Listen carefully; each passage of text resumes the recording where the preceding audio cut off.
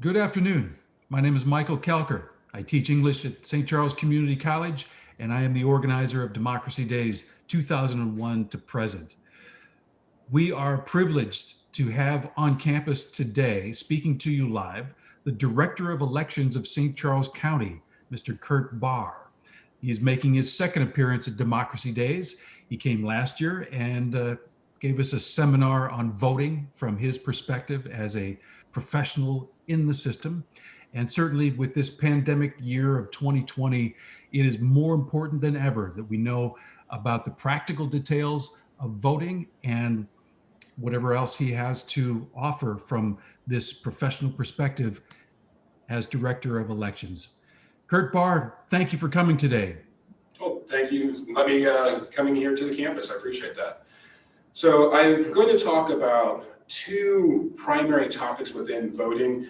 The first one simply being absentee voting, early voting, what the law has changed, what we are doing currently with that in our county. And then the second is more election day voting. Last year, when I came and presented Democracy Days, I brought in sample ballots and the ballot machines and went through the whole process of actually voting and how the tabulation works and all of that. And I'm certainly willing to talk about that during question and answer time. But this time, we're going to talk about early voting, absentee voting, and then at the polls, specifically, what are we doing for COVID and this time of voting this now? So to begin with, I want to talk about early voting and absentee voting.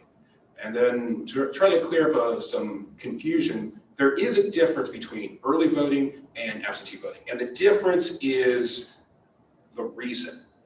So states, unlike Missouri, have early voting. You can vote before the election for any reason. Missouri is a state that focuses on the polling place and voting election day. And so if you're not going to vote election day at your polling place, you're going to be absent from your polling place, therefore you're going to vote absentee. And absentee voting in Missouri starts 6 weeks before the election. So for the November election coming up, September 22nd is when absentee voting begins. Because of COVID, the General Assembly passed Senate Bill 631 this year, which did a couple of different things to change our process for both absentee voting as well as early voting. So what Senate Bill 631 did is it first expanded what reasons you can vote absentee. So obviously absentee voting, if you're not going to be in the county election day, then you're absent. Typically college students who are going to an out-of-state college, people who are traveling because of business or vacation, not that there's any vacation traveling these days, or whatever reason. So that'd be one reason why you can vote absentee. Any person who is working as an election judge, a poll worker election day, or any of my staff who work at the election authority, we also vote absentee because on election day, we're slightly busy. Another reason for voting absentee is whether or not somebody is confined due to sickness or injury. Now, in the past, that's generally been somebody broke their foot and they're laid up in the hospital, or they have some illness. A lot of times it's an issue of age. Simply their mobility is limited to the point where they can't get to the polling places, and so then they can vote absentee. And then another reason for voting absentee is religious exemption. I'm not sure which religion, but it's an exemption that you can vote absentee. But the main change that the General Assembly created in Senate Bill 631 is for anyone who either has COVID or is at risk for having COVID may now vote absentee. And so the statute has to have a reason why, what does at risk mean? And so per statute, there are a number of things of what at risk can mean. So if you are 65 years of age or older, then by age you are at risk. If you have serious heart conditions, immune compromised, liver disease, live in a long-term care facility, have chronic lung disease, have chronic kidney disease, and undergoing dialysis, or have diabetes. So if somebody falls under one of these categories, then for this year, they can vote absentee. And so absentee voting, as well as the early voting by mail, which I'm going to talk about in a second, begins September 22nd. And that is when absentee ballots are mailed out. And it's also when absentee voting in person can occur. One thing that a lot of people don't understand is at my office, which is 397 Turner Boulevard, right there at Highway 70 and 79, over by Workforce Development and the beer distributor. People usually know one or the other. That is where you can go and register to vote. It's also where you can go and absentee vote in person, starting Tuesday, September 22nd. But you can also ask for an absentee ballot early if you qualify for voting by absentee. And then on September 22nd, we will begin to mail out the absentee ballots to everybody who's asked. We have a massive increase in requests for absentee ballots this year. A large part of that is COVID related. Obviously, a presidential election year, we always have a higher voter turnout, and we generally have more requests for absentee ballots, but this year it is dramatically higher. So that is what absentee voting is. Then Senate Bill 631 also created a form of early voting. Early voting is just that, it's voting early. There does not need to be a reason why you're going to be absent from a polling place. And unlike some other states where you can go to the Elections Authority office or go to a vote center for a certain amount of time before the election, Missouri's General Assembly passed in Senate Bill 631 early voting by mail.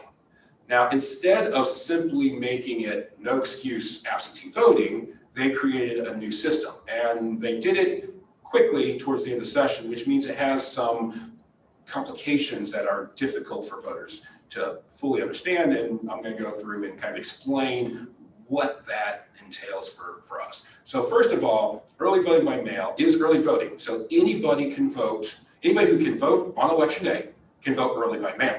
And I keep referring to it as early voting by mail because the way that the legislature created the system, it must be done via the United States Postal Service. So the USPS has to, I have to send you your early vote by mail ballot through the post office, and the voter must return that ballot to me via the United States Postal Service. And so to avoid the problem of what's called ballot harvesting, which is done in California and I think a couple other states, where a group of people, whether they have a political agenda or not, can go and pick up absentee ballots for people, or early vote by mail ballots for people, and bring them into the election authority office. Hey, motion sensor, there we go. I have to walk around and just a little bit more, turn on the lights. To avoid that problem, and what the General Assembly saw, they decided that all early vote by mail ballots have to be returned by mail. And so while absentee voting, which can be done in person at my office and can also be done through the mail, while absentee ballots can be delivered to the voter by mail, the voter could take that ballot and then deliver it back to my office or to their polling place election day. Early vote by mail ballots must be delivered by mail.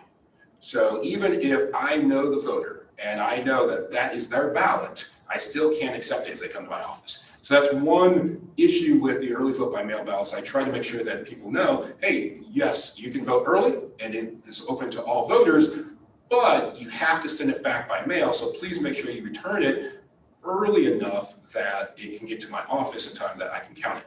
So both early vote by mail ballots and absentee ballots by mail must be in my possession at the election authority office by the time polls close. So that'd be 7 p.m. on Tuesday, November 3rd. If I have those ballots in my possession, then I can count them. If they come in the next day, then they don't count and I have to reject them.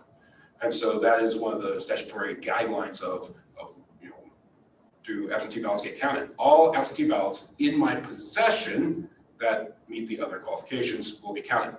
So early vote by mail ballots must be submitted. I have to send them out by mail and I have to receive them back by mail. Now, if a voter requests an early vote by mail ballot and then cannot send it back in time, lost their ballot, forgot to put it in the mail, didn't realize what day it was, and recognize that they don't have the 3 to 5 days that the post office guarantees first class postage to go to get to my office, then a voter can take that ballot to the not to the post office. They can take that ballot to the polling place. Now, because this is early voting, and because I have already sent a ballot, if somebody absentee votes or votes early by mail, the iPad that has all the voter registration records, if somebody comes in and says, hey, I want to vote on election day, the iPad will come up and say a ballot's been sent to that person and telling the election judge they've already got a ballot, they can't vote twice. If, however, you have your absentee ballot or your early vote by mail ballot, you can take that, give it to the election judge, spoil it, they will issue a new ballot, and then you can go ahead and vote at the polling place. So if somebody requests an early vote by mail ballot, recognizes that they simply don't have time to get it returned in the mail, they still have a recourse on election day to go ahead and vote and have their vote counted. There is something going on the internet, and of course everything on the internet is to be disbelieved, right now saying, hey, go ahead, request an absentee ballot, and then take it to your polling place and put it in the machine. Please, please, please do not do that because it's voter fraud. All right, you cannot take your ballot and simply run it in the machine. Now, there is a belief that absentee ballots are not counted unless the race is close. That misconception is because of 2000 Bush versus Gore, Bahr County, Florida. That county had a terrible policy of not counting absentee ballots unless the race was close. And since the whole presidential election centered, the epicenter of the recount was that county, it became part of the American ethos that absentee ballots aren't counted unless the race is close. It was only because of that one county and their national attention that people believe that. In Missouri, all absentee ballots that are submitted in time and have the required notary, if that's required, and have the signature, which is always required, then we count those ballots election day. And so on election day, I have several teams of bipartisan judges who that's what their job is to go through all of the absentee ballots and run them through the machine and count them during the election. And so we don't report the absentee number until the very end, but we do count all absentee ballots on election day, just as we count all other ballots cast at the polling places on election day. So just want to make sure that if you hear, hey, ask for an absentee ballot, but then take it into your polling place. You can do that, but you can't put the ballot into the machine. You can take your absentee ballot and the envelope that we provide for it, and then you can give that to the polling place judge, the supervisor, and then they will give those ballots to us at the election authority. We'll double check to make sure that if a notary is required, that's there. An election judge is allowed to notarize an absentee ballot. So if you for whatever reason can't get your ballot notarized and you take it to the polling place, the election judge will sign off, say, yes, this is the voter or somebody within their second degree of consanguinity, which means parent, child, grandparent, sibling. Then that counts and that will satisfy the notary requirement. The other thing that a absentee ballot, or all ballots, absentee ballots and early vote by ballots need is a signature. Voting is a legal process. And so when you sign up to vote, when you request a absentee ballot, when you change your name or your address in your voter record, when you submit your absentee ballot or your early vote by mail ballot, all of those are legal documents and all of those must have a signature for them to be valid. And so the number one reason why absentee ballots aren't counted is because the voter failed to sign the envelope saying, yes, I am the voter and I am not committing election fraud by voting a second time or a third time or whatnot. And so if that signature is not there, then the ballot has to be rejected. And so, if you're going to vote absentee or early vote by mail, please make sure that you sign it. The notary requirement is the notary saying, yes, the person who is the voter is the one who signed this ballot. And so in Missouri, if you vote early by mail, not only does that ballot have to go through the mail system, I have to send it out by mail, receive it by mail, but all early vote by mail ballots must be notarized. So before you send it back, you have to have it notarized. There is a number of notaries who are willing to do that for free. The Secretary of State's website has a long list of notaries who are willing to, in every county, willing to go ahead and notarize an absentee ballot for free. There's even a process now where a notary can do it electronically so that you don't even have to be in the same room with the notary in order to get it notarized. So again, everything is changing because of COVID, and so even voting is changing and modifying for those reasons. Now, absentee ballots, sometimes an absentee voter needs a notary, sometimes an absentee voter doesn't need a notary. And the difference is the reason. So reasons 2 and 7, you do not need a notary. Reason 2 is if you are confined because of illness or injury. Obviously, if you're confined, then you can't go to the notary. This is typically for our more senior age population, those who, because of age, they have significant mobility issues and they can't get out. And then the other reason is that new reason, either having COVID or at risk of COVID. So if you're 65 plus, or if you have any of the health issues that would allow you to vote by absentee, that reason does not require a notary. Now, most people before pre-COVID, most people who voted by mail absentee were typically that number 2 category. They were the people who, what we call permanently disabled. Their mobility was such that it wasn't just a one-time thing that they have a broken bone, they can't get to the polling place this election, but that their health issues are such that for every election they can't physically either get to the polling place or be reasonably expected to stand in line to get to the polling booth to actually cast their ballot. And so before COVID, that category was the number 1 reason why people would vote absentee. We are seeing with the absentee applications that reason is being eclipsed by the number 7 reason, people who are at risk for COVID and why they're requesting an absentee ballot. So those 2 reasons, you do not need a notary. And then military overseas voters do not need a notary. But if you're not overseas military, then that doesn't apply to you. So those are the reasons why somebody can vote notary or vote absentee, and as well as who can vote early by mail. Now, the last part I want to talk about that is applicable to both of these is the issue of the envelope. So after a voter has voted their ballot by mail, then there is the return envelope that you need to put that in. So on the back of that envelope is typically the voter's name is already going to be on it, but if not, please make sure that you put your name on it so we know whose ballot it is. Then there's an oath that more or less says, I am who I say I am the correct voter for this ballot, and I'm not committing voter fraud, and that's where you have to sign it. And then there's also, if you're voting by absentee, you're supposed to check off the reason why you're voting by absentee, which is kind of an interesting thing within state law, because if you fail to check it off, or if you check something different than what you checked off on the application form, it doesn't matter, I'm not allowed to reject your ballot. So while I have to ask you to check off the box, hey, why are you voting absentee? And I already have the application, why you told me that, I'm not allowed to reject your ballot if you choose to not check it off. Why it's there, I don't know, it's statute, and those things take time to change.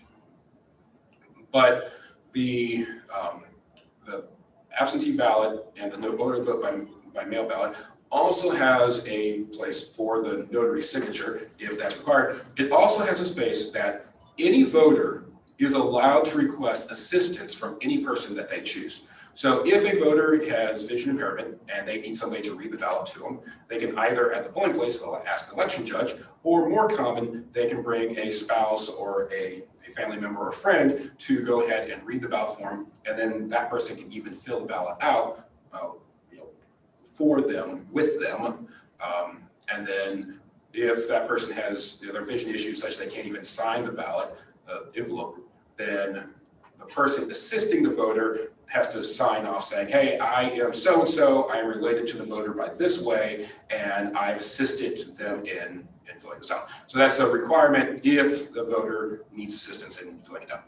Now, the other change that we have made in St. Charles County elections dealing with absentee ballots is a more automated process. So St. Louis County, St. Louis City, they both use the same vendor to mail out their absentee ballots, and their vendor does a really good job.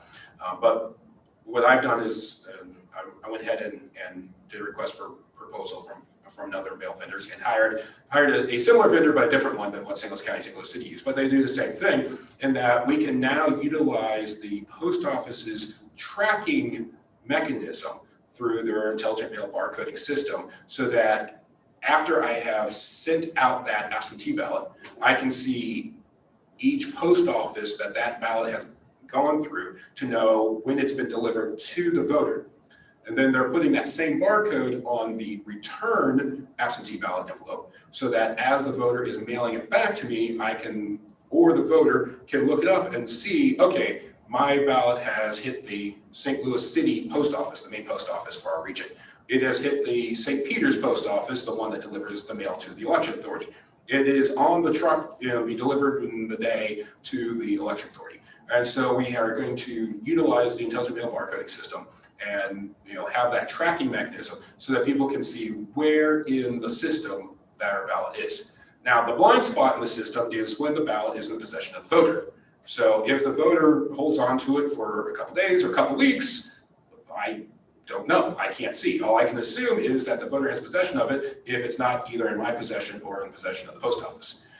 So if for whatever reason you fill out your ballot and then you forget to put it in the mail and then you call my office saying, hey, where's my ballot? If you still have possession of it, all I can say is I don't know where it's at.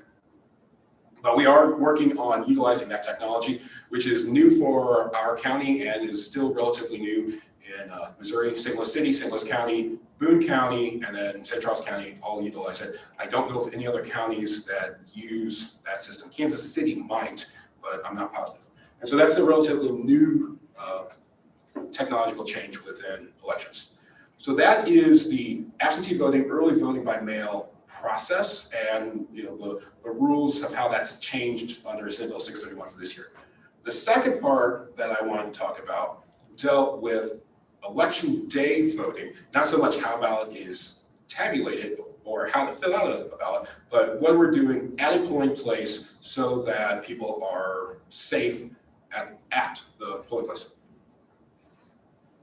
So that's what this display is just to my left. So if you can sort of see the glare, there is a plexiglass. You can see my hands on the plexiglass. So this plexiglass sneeze shield is something that we went ahead and developed and had manufactured for all of our polling places, starting with the municipal election that was this June. And so this is a physical barrier for the election judges to sit behind, and then there's a cutout below here for the iPads to sit under, so that as a voter comes up, they can go ahead and sign off and scan either their election identification card or their driver's license, and be able to bring up their record and then sign off saying, yes, I am this voter. And then the election judge will use that iPad to say, okay, this voter needs this ballot. And then they can reach behind them, grab the correct ballot, and both a Republican and Democrat judge both initial off on the ballot say, we have given the correct ballot to the correct voter. And then the voter can go to their polling place or to the booth and then go ahead and vote.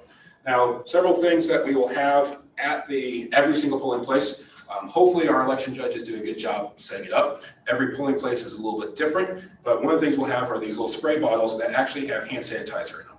And so the Secretary of State's office was able to provide hand sanitizer for every county in the state, and for enough that every polling place throughout the state has hand sanitizer. It is a very liquidy hand sanitizer. It smells a lot like vodka because it was a distillery up in Weston, Kansas, up near Kansas City, that manufactured it. And so this is available, and every polling place has enough for the election judges as well as for the voters. So if a polling place, and actually the community college's polling place, they provide hand sanitizer in front of the door. But if any polling place doesn't already provide that, then we have hand sanitizer for every voter. Another thing that we'll have are canisters of Lysol wipes or hard surface disinfecting wipes. I don't know what brand they are.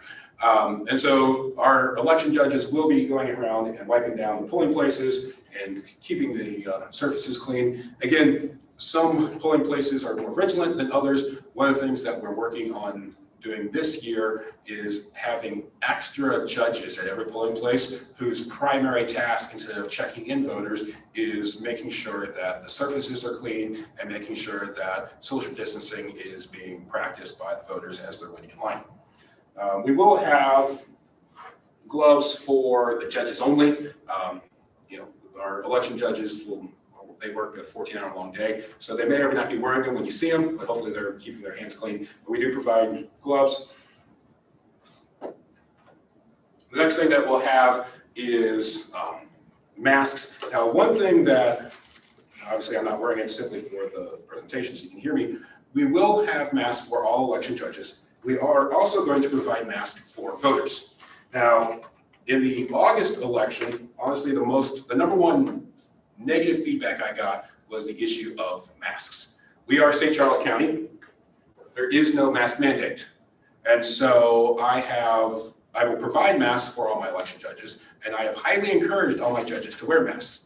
However, it's a 14-hour day. I don't know if any of you have tried wearing a mask for 14 hours straight, but that is an exceptionally difficult thing to do. We also have election judges who have health issues in which they can't wear masks. So if you go to the polling place and you see a judge who's not wearing a mask, you can ask them to put it on. We train them all, hey, if somebody asks you to put a mask on, keep one by you, put it on while they're there. I need to move again. There we go. And so, but there may be a case where an election judge isn't wearing a mask. We also have masks for voters. And so while we have, in St. Charles County, we're the second largest jurisdiction for voting in the state, we have 280,000 registered voters. I'm going to provide about 40,000 masks at the polling places. So obviously that's not enough for every voter to have a mask, but most everybody already has them. So this is plenty that we should have at least enough masks for 10% of every precinct, just in case somebody forgets their mask, doesn't have it, is socially shamed because they tried to vote without it. However, as the director of elections and thinking that the constitutional right to vote is an incredibly important right, I will not disenfranchise any voter if they choose not to wear a mask. So hopefully it doesn't become an issue. The ballot isn't that long. It shouldn't take more than a couple minutes to actually fill out a ballot. And so I'm hoping that voters can get in, vote, get out, and if they choose not to wear a mask, that's their choice. But we will provide them, and we will certainly encourage people to go ahead and wear masks. Now, the other thing that we're doing to help protect the health of voters, we had a lot of pins and a lot of stylus so that the judges could wipe down the pins, wipe down the stylus in between voters' use. The issue was that not all my election judges were doing a great job doing that. Some were doing an outstanding job, others less outstanding. And so what we did is we went ahead and bought a whole bunch of stylus pins. By a whole bunch, I mean 280,000 of them. So I have enough pins and stylus for every voter in our county to have their ballot. And so what we're going to have that way, when you go to your iPad and you show up to go ahead and vote, you'll be given a brand new stylus that nobody else has touched, so that you can go ahead and sign the iPad and then use the pen to go ahead and fill out your ballot. We'll have buckets because obviously, aside from not wanting to throw away all those pins, I certainly would like to be able to reuse them for the next election, which is April of next year. We'll have little buckets, little popcorn buckets that people can drop their pins on if they choose to recycle them, and they'll be used for the next election. Or you can go ahead and keep them. They're going to be small, and I don't know how well they're going to write, but they will be good enough to fill out the ballot. And so, to make sure that my election judges aren't needing to take time away from giving voters their ballots, and also to not worry about the issue of some of them being more conscientious of cleaning pens and stylus as others, we went ahead and just bought pens for everybody.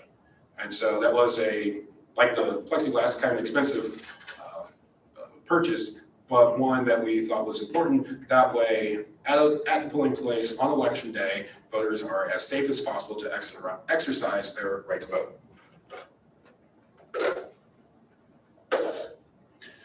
And so the other things that we have at the polling place Again, we've trained our election judges to separate their booths from each other so that if you're at the iPad, you're at least 6 feet away from the next voter who's also checking in. And we've asked them to go ahead and separate their polling places, the voting booths, so that voters can be as far away from the next voter as possible as they're going ahead and filling out their ballot.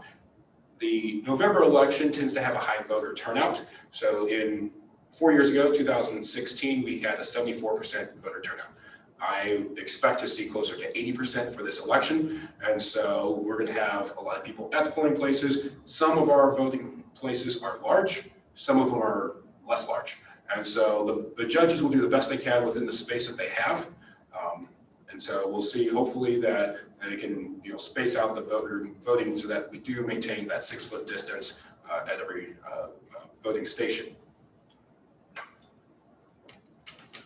And then the last thing that we have just little floor strips to put out at the polling places so that as voters are waiting in line, that there's a physical reminder, hey, make sure you stay 6 feet apart from each other as you're in line. Again, we have no idea what the weather is going to be like for Election Day. There are very few polling places that are large enough for a long line to be inside. So hopefully the weather is good, and as people are social distancing, causing a longer line than normal, that they're able to do so in nice weather. But it's always possible that if you choose to vote on Election Day, that could be wet. So make sure that you either wear a jacket or bring an umbrella if that's necessary on Election Day. So that is the additional steps that we are taking to protect the health of voters as well as our election judges at the polling place. And then those are all the changes that we've seen with absentee voting and early voting by mail. And so I know it's gone a little bit faster than I had planned, but that allows us to have more time for questions. And so, Michael, are you the reader of questions? Yes, I am. A couple of questions have come in. But first of all, thank you very much. That was a lot of really specific detail, and we need it for all the different permutations of voting. This is an especially critical year. One question is, are you hiring for election helpers in any capacity? This is about an employment question. That's a great question. And I am actually, for a couple different things. So first, I actually have 3 internships at my office that pay $10.25 an hour. And I just posted that last week. I don't know if I've got any college students. For the spring semester, I had 1 student from Lindenwood, 1 student from the community college who did an internship with me. And so if you're looking for a college internship, that is on the county HR website. I don't recall what the URL is, but if you just look up county HR jobs, you should be able to see that.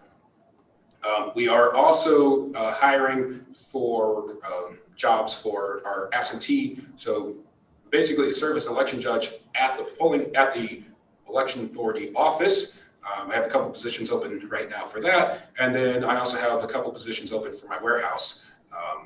And those are the warehouse jobs specifically are full-time jobs for a couple weeks. I don't know if they're the best for community college student, but depending on what their class load is, it might be something that they'd be interested in doing. And so we have those jobs all available. And then the other, which is my little flyer here, is to be an election judge on the day of the election. And so while most of my election judges tend to be a little bit older, the median age is mid-60s, we do love to have younger people serve as election judges. So to serve as election judge, you have to first take a 3-hour class. We pay you $30 to take the training class, and we go over our procedures as well as the necessary election laws that you need to know to be able to serve as election judge. And then we pay for the day of the election $145 plus any mileage over, I think it's 10 miles. So if you drive more than 10 miles away from your house, then we'll pay you mileage for that. And so election day, the judges have to show up at the polling place at 5 a.m. because polls open at 6. It takes about an hour to get everything set up, especially get all the floor markers down and take care of everything else. And then polls are open from 6 a.m. to 7 p.m. So that's 13 hours. And then at 7 o'clock, if you're in line, then you're allowed to vote. Well, you're not allowed to get into line after 7 o'clock. So wherever that line is at 7 p.m., that's where the cutoff is. And then whenever that last person has a chance to vote, then the polls are closed, everything is shut down, and then all the ballots are brought to the election authority. Everything else is packed up in our big blue transport cage, and then we go the next day and pick up the rest of the stuff and bring it back to our election authority office. So yes, I actually have 4 different methods of employment. So if somebody wants to do a one-day election judge, that'd be great. We are looking to hire more people to handle cleaning, wiping down the polling places, ballot running, traffic control, more specifically people control, as well as just having extra people to hand out ballots. That's great. And where should they go online, or do you have a phone number? I think you mentioned, but let's just repeat for anyone who's hanging on. The St. Charles County Election Authority office, we have on our website, on the top left, the very first link is how to become an election judge. And so that's the best way to see that. And then under the HR, under the county HR website, you can see the job postings for the paid internship or the other positions. That's great. Very specific question. When will absentee ballots start being mailed? September 22nd. So by state law, absentee voting begins on the 22nd of September. That's 6 weeks before the election. And I am not allowed to mail any ballots until that day. So starting that day, I will send a massive file over to this new vendor that I have, and they're going to go ahead and print and mail out all the absentee ballots. And then the early vote by mail ballots, I'll mail those out from my office starting September 22nd. Very good. Another specific question begins with a comment. Curbside voting has been a problem in that a person needs to go inside to request curbside voting. Can there be a phone number on the sign for a voter to call? So that is a question I get every election. There's at least one.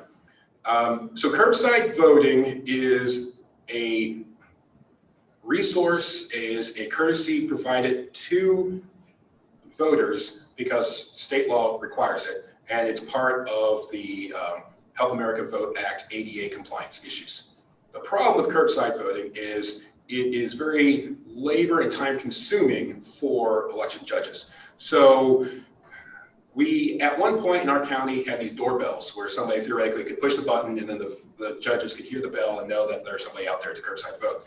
The problem was the batteries were constantly out. The location between the parking lot and the building could be a long distance. If we're in the basement of a church and they have, a brick exterior or just concrete structure, it will block the signal. And so using the doorbell method simply just did not work. And so then the question is, can we have a phone number? And the Department of Justice ADA office will say that a phone number is not inherently in of itself compliance for ADA requirements. And so, even if we simply put up a phone number, they're not necessarily happy that that's good enough. The issue, however, is that if I can't put my election judge's phone numbers out because then I'm putting a personal phone number on a sign. And second, if I use the phone number that the election judges use to call the office, because we provide a cell phone to each polling place so the judges can call us and say, hey, we have a voter here. They didn't update their voter registration card. So the website or the iPad says I need to give them, they should be at this other polling place. They say that they moved recently. They're at the correct polling place. What ballot do we give them? And this is a big problem that we have for every election. So my other pitch is, please contact the election authority, update your voter registration if you've moved and you haven't done so. And I'd much rather work on updating your registration twice now than deal with a phone call on election day because we have you wrong in our system. But the phones that we give out to our judges are for them to call us. That phone number has a bad tendency of changing. To save money, specifically taxpayer money, I turned off my cell service with Verizon. And so between the August election and the November election, all my iPads and all my cell phones are going to have different numbers, which comes to a logistical issue of how do we put up that phone number for the curbside voting. And so the answer is I simply chose to not put up phone numbers because logistically they're constantly changing, and it's just a problem. So then it goes to now the voter. Okay, if the voter is at the polling place and they need curbside assistance, what do? Typically, curbside assistance, somebody who needs that has somebody with them to provide assistance, and so that assisting person can go into the polling place and contact the election judge and say, hey, I have a person out in the parking lot, they need curbside voting. They need curbside voting assistance. One of the problems with curbside voting is that some people think it's a way of getting around the line.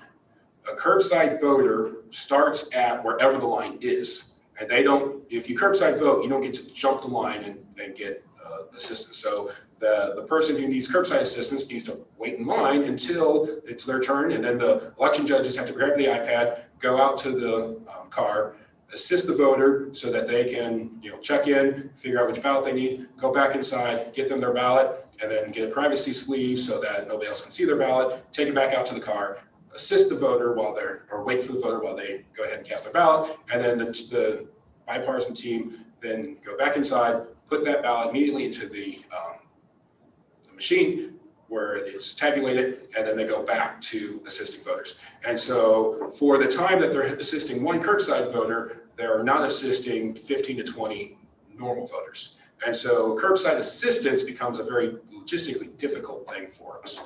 So I intentionally don't make it too easy to do. Now, the issue is, the other problem I have with curbside voting is that, especially right now, people want to avoid going into a polling place, so they simply want a judge to come out, or a team of judges to come out to them to their car. Curbside voting is only for people who have motor issues, who cannot physically get into the polling place, not for people who simply want to avoid lines because they're afraid of COVID. If you're afraid of COVID and you fall into one of those categories, please vote absentee.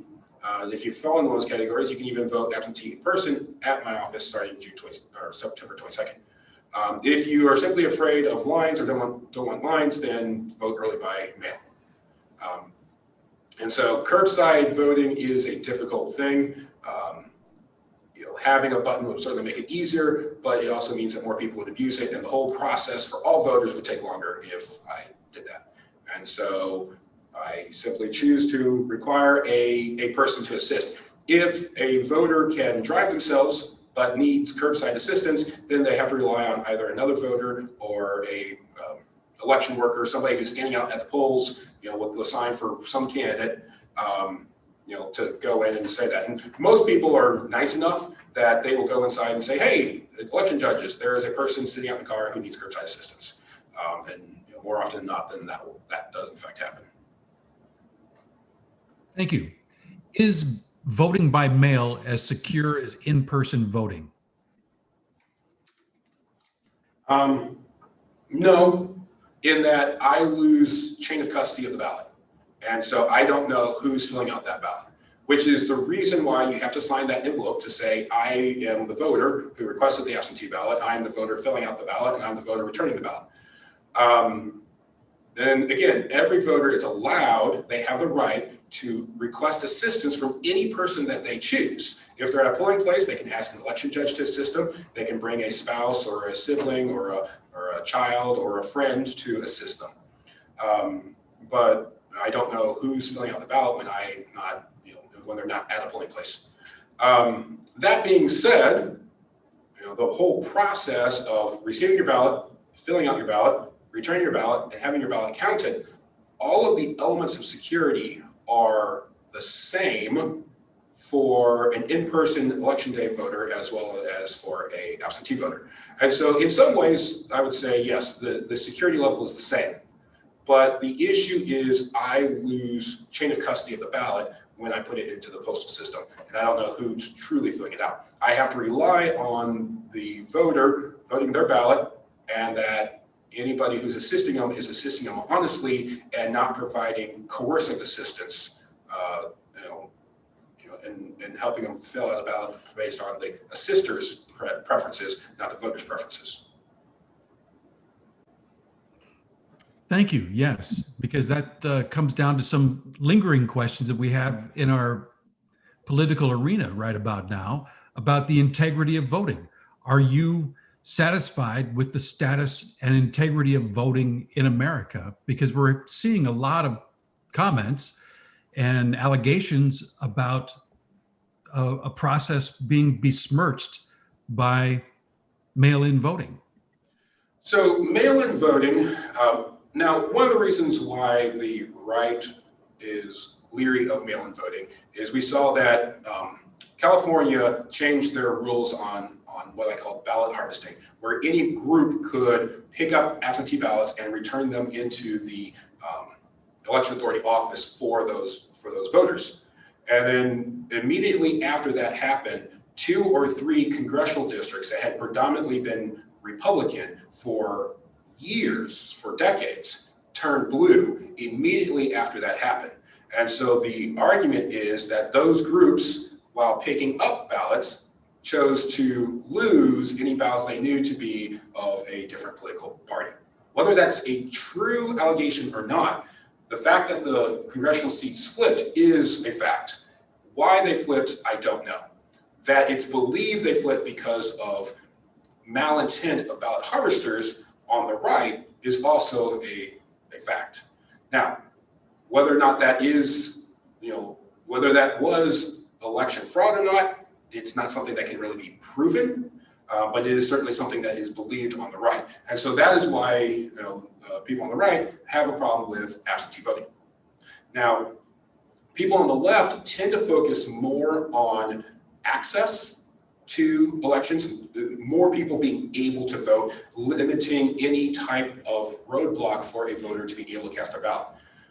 People on the right tend to focus a little bit more on accuracy or security, making sure that only that voter has, can vote. So that's why people on the right focus and support voter ID laws more so than people on the left.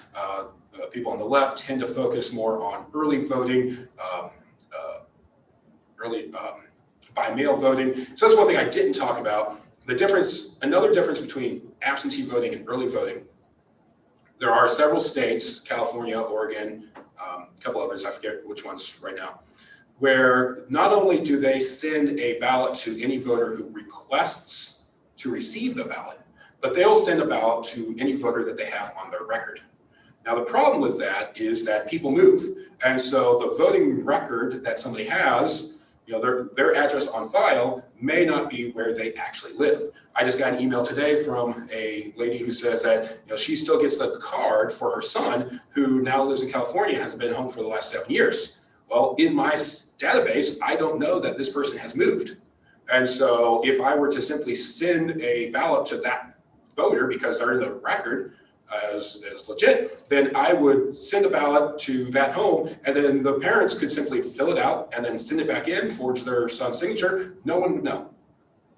And so that is another concern that people have on how absentee voting is done. If it requires, as in Missouri, a request for an absentee ballot, and where we can double check that the address is correct, that we're sending it to the correct address, double check that the person asking for it is in fact a registered voter, and then we send a ballot to that particular voter, that's one level of security. If we simply send ballots to every voter that we have on record, whether we know that that address is good or not, is a less secure way of sending ballots, because I know for certain that I have people who have moved and I don't have their updated address, and so I would send ballots to a bad address. And then I either have to trust that the post office is going to forward the ballot to the correct address, or that the person receiving it isn't going to fill it out because, hey, I got 2, I might as well fill out 2. So those are problems with other states' methods of voting by mail that the state of Missouri's laws don't allow for, but in the national conversation about the security of elections and the integrity of elections is a component that people are concerned about. They're concerned about it. Yeah, well, what do you estimate what's the data show on voter fraud? Well, that depends on what you look at. If you look only at the number of convicted rates of voter fraud, the data is like 1/100%.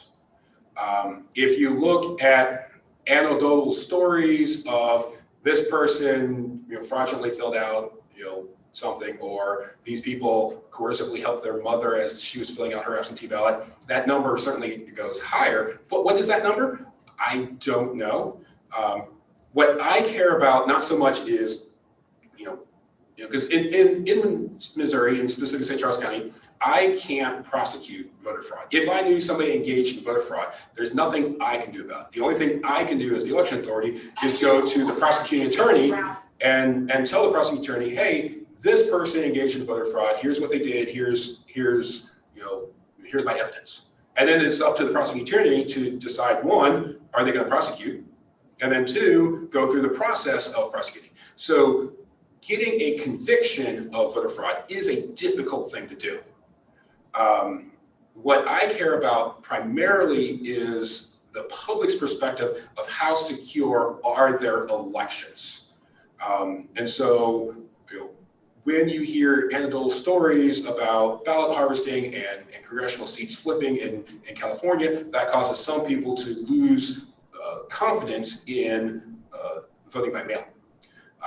When I try to focus on, here are all the methods and all the steps of security that we have in our county where I have any control, and here are the rules of our state, and I try to focus on, here are the proactive things that we do to ensure the security and integrity of everybody's ballot, so that people can feel that their ballot is being protected, is being counted, and that everybody who has a right to vote has the ability to cast their vote and have that vote counted. That's great. And that's what we want and need. And you've given us so much in the last 52 minutes. And that was wonderfully specific in so many ways. For instance, you were able to requisition more styluses. Something like, did I get that right? 280,000? Yes. Yeah. Well, I'm glad you get the resources that you need and that we need, because that was one question that I had coming into this hour was, are you getting the kind of support that, as in your professional estimation, to create the conditions for a safe exercise of this vote? Because I think people from the left and the right would agree that we have to have elections that are free, fair, and that have integrity, and that people have access to vote safely. You're right. Both right and left agree on that. Part of the CARES Act was a large amount of money for elections. And so our state was given a $7 million for elections. So St. Charles County, we got $150,000 of grant funds out of the CARES fund to take care of elections. So the plexiglass shields were tens of thousands of dollars. The pins for that many pins was tens of thousands of dollars. And so we are certainly using those CARES funds, but we are fortunate to have them at this time to be able to get the resources that we need, so that not only we're protecting the accuracy and security of election, but we're also just protecting the health of the voters and our election judges on election day. Very good. Another question has come in. Are you concerned about dangerous situations happening between voters? So St. Louis County is the largest jurisdiction in the state for voting. Since they're right next door, they control a lot of the media attention. A lot of times what they do is what everybody thinks I do. But because they are so large and they have so many voters in so many polling places, they have a few fun stories. And it is almost inevitable that there will be a fist fight. And sometimes it's actually between the election judges as opposed to the voters. Fortunately, here in St. Charles County, as amusing those stories are to hear about in St. Louis County, we have not had that type of altercation. Now, I do have a concern. In one of the requirements in state law is you're not allowed to electioneer inside a polling place. So those people who have the t-shirts or have the signs for or against a particular candidate or particular position, they're allowed to be outside of polling places within 25 feet of the door. But if they choose to go inside to use the restroom or whatnot, the hats have to go, the shirts have to go, the signs have to go. There can be no electioneering in a polling place. So my biggest concern is somebody wearing a political shirt or hat and somebody of a different political persuasion creating an altercation. And so what I like to talk about just briefly is what is electioneering. And so electioneering is trying to persuade others about the election at hand. And so for August, I told our election judges, MAGA hats are not electioneering in August because the president wasn't on the ballot. Therefore, it's not electioneering. But for this election, a MAGA hat or a CAG hat or whatever Biden and Kamala's slogans are, I actually don't know. Those types of hats and t-shirts are not permitted in a polling place. Now, a Black Lives Matter shirt or an NRA hat, those are permissible in a polling place because those issues are not on the ballot. And so they are political speech, but they're not banned political speech for the election. And so if somebody is wearing a MAGA hat, our election judges have been told, ask them to take it off while they're at the polling place voting. They're allowed to wear it outside the rest of the day, just not in the polling place. If somebody's wearing a BLM shirt, that is not electioneering, therefore they're allowed to wear it.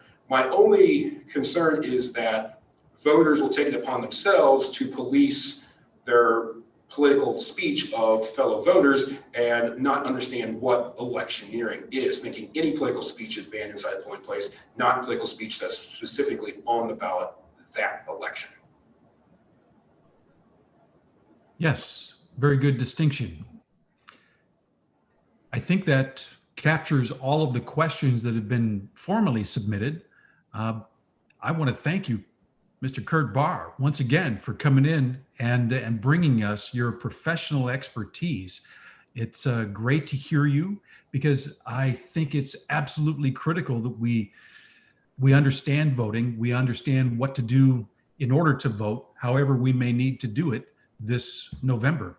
And after all, one of the things that makes the American system full of greatness is free and fair elections. If we don't protect what we do with elections, we're lost as a democracy. Absolutely. Thank you, Michael. That's great. So I think that's it. I want to thank everyone for tuning in. And I want to remind you that we have 3 more sessions tomorrow and then 3 on Wednesday and Thursday for 12 in all. But that will conclude day 1 of Democracy Days 2020. Thanks again, everybody.